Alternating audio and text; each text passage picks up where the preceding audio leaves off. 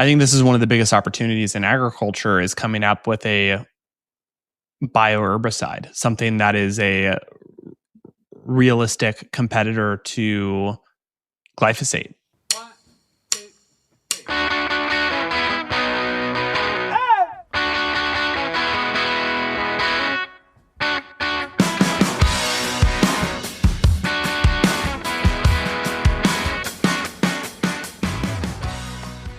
Coming up, Tim and I are going to break down all of this RFK Jr., glyphosate, MAHA craziness that's going on right now. The Modern Acre is presented by Yield Energy.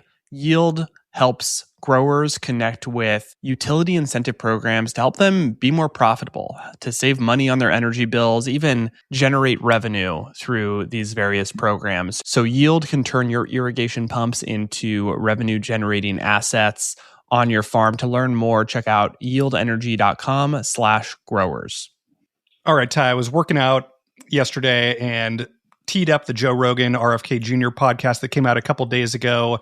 They got into what's going on in health, what's going on in farming, and always get interested when they talk farming on Joe Rogan of like what mainstream people are talking about as it relates to agriculture and kind of the lens that they view farming under. So they talked a lot about health and kind of everything that's happening on that front. They obviously like redid the food pyramid and a lot of stuff happening there. But then they really got into the farming side and like this most recent executive order about glyphosate production, really like onshoring that supply chain. And I think a lot of people were like caught off guard by the announcement of like MAHA is very much like no chemicals, we're moving away from that. And this executive order is like, we're bringing it back. And I think there's a lot of nuance here. It was like interesting when it came out, like my Twitter feed historically has been full of geopolitical experts on the Ukraine war, a lot of people that are trade experts on tariffs, and now it's just filled with people that are glyphosate experts. So I found that quite interesting. But really what they got into is what the supply chain looks like for glyphosate. It's used pretty much on every acre of the US almost. It's like used heavily in soybeans, I think 92% they said, and on corn it's over 70% used on corn. So like big acre commodity type crops that rely on glyphosate for weed control. And that supply chain comes 100% from China. So not unlike like our drug manufacturing system, where a lot of the healthcare drugs that we use in this country are produced overseas, and we're reliant on almost adversarial countries for these supply chains. And so the whole point was basically if we got into a trade or a dispute with China and they cut off the glyphosate production, it could cripple the food supply in the US. And so they see it as a national security issue, which I tend to agree with them on. Like if we're reliant on this to produce a crop, like unless there's a viable alternative, you've got to be in a position to take care of our food supply domestically. So I think the whole premise of the executive order was we need to kind of get this in-house, and we still need to figure out how to like transition away from it, but we can't kind of do one without the other. We need to have this domestic supply chain, but also look at alternative options. Yeah, I think we have to separate two things that are happening here. One is the reality of glyphosate adoption on farm today, and what it looks like to transition away from that, and the importance of domestic production, like you were just talking about. Like this is a very complex issue and conversation, which we're going to get into a little bit more. But the other piece of this is just the perceived inconsistency or contradiction with MAHA and with RFK Jr. It's one thing to say what you just said, which is to plainly state what this executive order was doing. That makes sense on a zooming out. That makes sense. But RFK has been like after glyphosate. Like not only he has not just said we need chemicals out of agriculture, he's called out glyphosate specifically. So I think the other issue is that he's playing both sides of this, and both sides are a bit ignorant. Like one is he has this massive issue with glyphosate and doesn't recognize, I think, the realities of the adoption of this and how hard it is to come off of this and to have a viable alternative, right? I think every farmer would raise their hand and say, I'm open to an alternative to glyphosate. There isn't one that is as effective, right? And so I think just him being like anti-glyphosate to then being like supportive of this order is just like, it's rubbed people the wrong way. And I totally, I totally get that. So I think we have to separate these conversations, because if you take RFK and what he's said historically out of it, you can understand why this executive order exists, but it's just the perceived inconsistency and contradiction that he's making that I think is ruffling some feathers. Yeah, like on the podcast, he's like, I'm not a huge fan of this, but like given all these reasons, here's like why we have to do this. So he's kind of come in line with kind of the administration's direction on this. Yeah, like talking about like alternative solutions. We've been talking about this for years, Ty, of like we've been talking about glyphosate and regenerative agriculture, and there's like not an off ramp. They talked about Will Harris and White Oak Pastures, and like obviously he's been on Rogan like talking regenerative agriculture, and they pointed out like that's not going to work on every farm. It's like the regenerative like blueprints and examples are like these shining stars, but like the reality is that like that's not going to pencil and translate for like every single farm in the US. It's like way too diverse, way too nuanced to just be like every farm should be like White Oak Pastures. Like that makes no sense. That's not going to happen. And then just talking about like organic challenges, like Rogan was like, is there a world where all of our food is organic? And RFK was like, not in my lifetime. Like at least he was like kind of upfront that like that's just kind of like this reality that's probably not going to happen very, very soon, if ever. He's like, not going to happen definitely in my 3-year stint here as director. Totally. I mean, I think this is one of the biggest opportunities in agriculture, is coming up with a bioherbicide, something that is a realistic competitor to glyphosate. And no one has cracked this code. And I think that that's going to be the solution that ultimately breaks the back of glyphosate, not everyone transitioning to regenerative agriculture. And I think, Tim, we've been talking about this a lot lately. We are still pro soil health, pro regenerative agriculture. We've been, I think, very direct that context matters, and that's what gets lost often in the regenerative agriculture conversation is context. We've been, I think, talked about our views on organic and the issues there. I think the challenge with regenerative agriculture is farmers just don't make a lot of money. So it's just very hard, especially in a tough farm economy, to invest in getting the soil from unhealthy to healthy. And there's different opinions on what that looks like. To what end, right? Is that going to quantify? Is that going to mean better yield?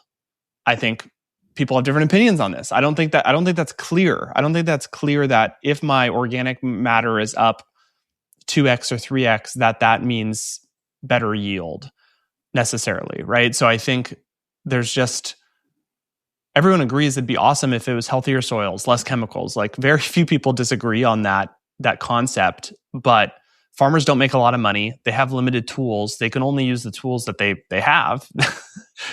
And we're not even sure if investing in soil health will actually give a return, right? I think like this is what I think people miss about the Gabe Browns and Joel Salatins is they go direct to consumer. They have a completely different business model than standard production agriculture. They're making money in regenerative agriculture, not because they have healthy soil necessarily. It's because they have a different business model. They've built a brand and they go direct to consumer.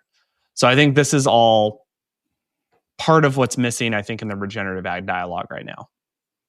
Yeah, that's exactly right, Ty. I think like there's some of these like defined that like statements that get thrown out there that like aren't fully baked of like healthier soil equals like a better outcome on the farm. Like I've heard anecdotally from like other growers, like some fields where they have like the most biological activity, most soil health, like don't perform well, or like are being outperformed by a conventional field. So it's not this linear outcome of just like assuming that some of these statements are totally true. Like RFK on the pod said that the reality is that 7 out of 10 years farms lose money, which is like pretty crazy. There's obviously like farm subsidies and stuff that like chip into that for a lot of the commodity crops, which I think is like mainly the world that he plays is like more like the row crop commodity type world. But like, yeah, in that kind of an environment when you're only making money three years out of 10, like where like how are you thinking about investing? And the solutions they threw out there were like laser weeder came up, like carbon robotics was called out in the podcast. They were reposting and sharing all this stuff. We got called out on Rogan's podcast. It's like kind of interesting to hear them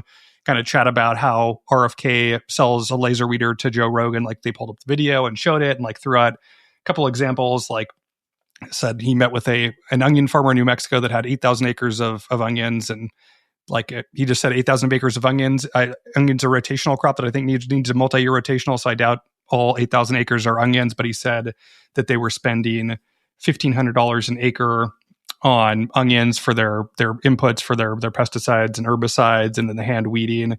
And with, I believe, the laser weeder, they got it down to $500, so they were saving $1,000 an acre. Kind of like weird numbers, like Western Growers put out a case study in Salinas Valley with, I think, JV Smith and another big grower, I think a year or so ago, and like the savings were like around $350 an acre was like what they were doing on leafy veg. So like onions are a different crop, but like, are they really saving 3x more on onions than specialty crops? So like the numbers, I think, just seemed like a little bit inflated. They just keep like every month, it's kind of a new number. Like the case study that Western Growers did, it was a 1 to 3 year kind of ROI payback period for the machine. And on the podcast, they said it was a 9-month ROI for this grower. So like saving more money, it's a shorter ROI. Like, is this all real? I know they've iterated on their machine, but just kind of interesting to hear like this position or this solution being pitched out there. And then Joe Rogan's like, why don't we do this like on everything? And he's like, well, it's the cost for herbicides in the Midwest on row crops is $50 an acre. So $1,500 on onions and $50 on row crops. So it's like, that's where the big acreage is. That's the TAM. So like, obviously it's going to be really challenging. Prices are going to have to come down a lot to impact that. And then Joe Rogan asked if it worked on bugs, and RFK was like, oh yeah, it works on bugs. You could just shoot bugs with lasers. So like, you and I are in ag tech, Ty. I've never seen a laser shooting bugs to like eliminate other pesticides, insecticides. Sounds awesome. So yeah, just like a little like dichotomy of like stuff that I know about this company versus like what's being talked about on like a Joe Rogan podcast. Just like the numbers seem different. It just seems like some of the features I've never heard of before that are like being communicated as like, this is like around the corner that we're going to be zapping bugs with lasers. Wait, so you're telling me that we're going to have death on the farm by death by laser, and it's going to be regenerative agriculture. That's going to get more people up in arms. This is and organic though, Ty. Also yeah. Organic. Yeah. True. No, I totally agree with you. I think that so many people are so misinformed about glyphosate, about regenerative agriculture, how that translates to health. So we talked about it a while ago, Ty, but the USDA committed, I believe it was $700 million to regenerative agriculture. I think that number is up a little bit, but kind of the latest reporting that we're hearing is the USDA is investing $840 million to modernize farms, fund regenerative practices, and help farmers grow more while protecting soil, water, and natural resources.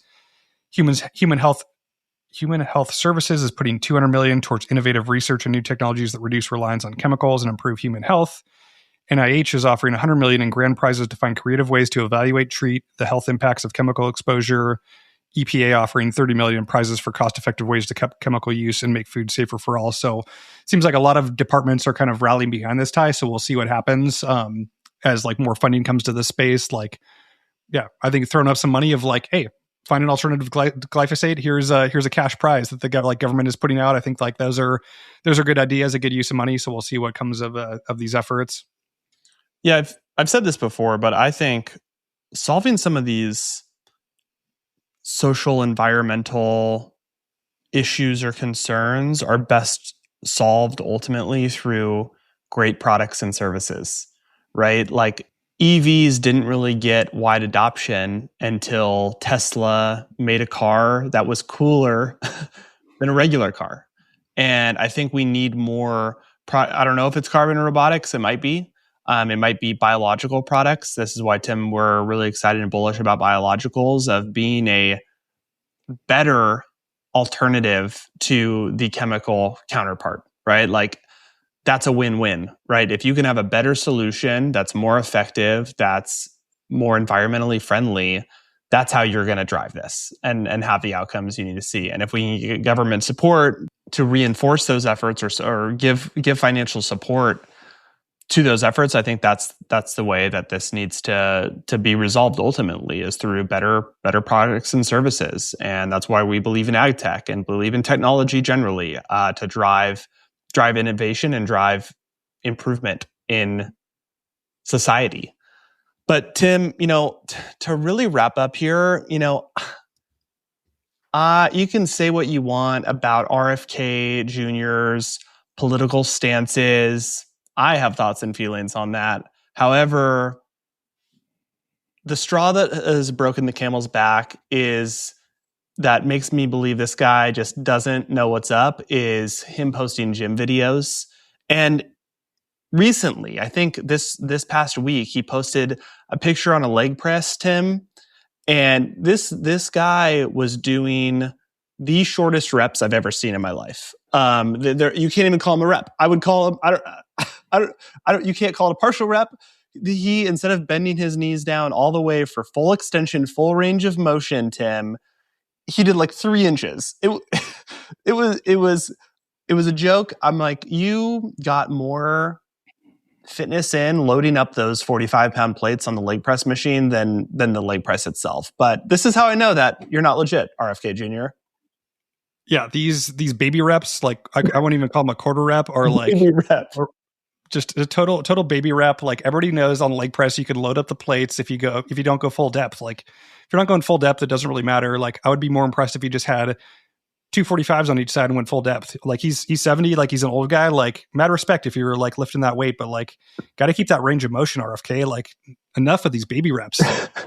You got to go full ROM or nothing. Like it's like maybe he has an ankle mobility issue. Like I don't know what's happening. Just don't be posting that video because those gym nerds are going to come after you. Like they're going to be all over the comment section.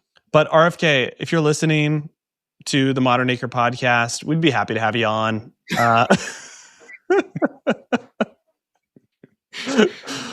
right. Well, hope you guys enjoyed. Let us know if you agree, disagree with our perspectives on this. We find it really interesting. I think ultimately, again, this is exciting about where this industry goes, and having agriculture be brought up in pop culture, and I think is important, and it's valuable, and it creates an opportunity for those of us in the ecosystem. So appreciate you listening. We will be back next week.